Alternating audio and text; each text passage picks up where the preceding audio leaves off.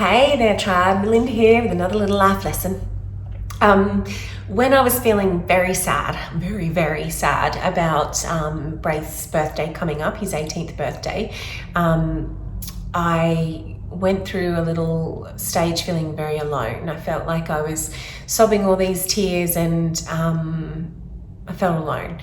And I remember when I said to my brother, you know, like no one's even asked how I'm going. Everyone just waits to the day. Okay, well, let's wait to the day that he turns 18 to ask or to reach out. But it's the lead up that is a killer. And my brother was shedding some light on that, because from my end, I just thought no one cares.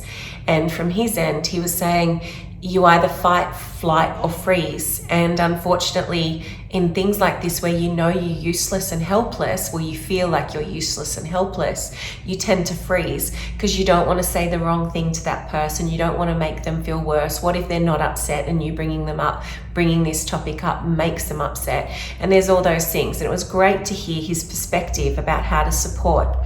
But my best advice, if you're supporting someone who's going through a mental health issue, a trauma, or they've suffered loss, is just keep showing up for them. I found that I've always loved Bronnie, who is our therapist coordinator here. I've always loved that woman, but when we lost Flynn is when our relationship kind of went to the next level. She was checking in with me literally every day. And even when all the other people dropped off and thought, well, you know, it's a month later or so and they're back into their life, she was the one that kept checking in every day and making sure that I was okay. And she still now checks in, not as regular as every day, but certainly a number of times a week, just to see how we're all going and just reminding us that she cares. So this one's really for carers out there, or for people who feel stumped and frozen and not sure what to do to help.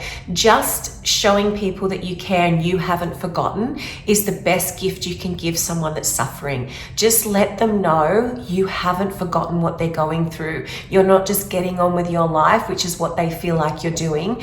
You just sometimes don't know what to do. And just shutting up and listening, or shutting up and warmly hugging someone, can be the best cure and the best remedy for what they're going through in that moment.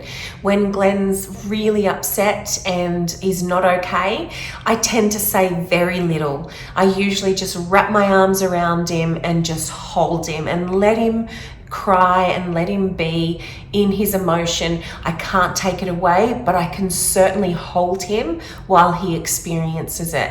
And so just keep showing up for people. It's the most important thing for getting anyone back on track that feels disconnected to this world.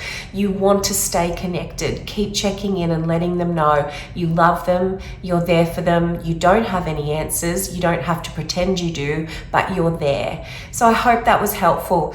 Don't ever just sit back and freeze, because it just makes that person feel more isolated. And if we're talking about someone who has serious mental health issues, it could really make them feel more isolated and alone. Let them know that you're 100% there and available for them.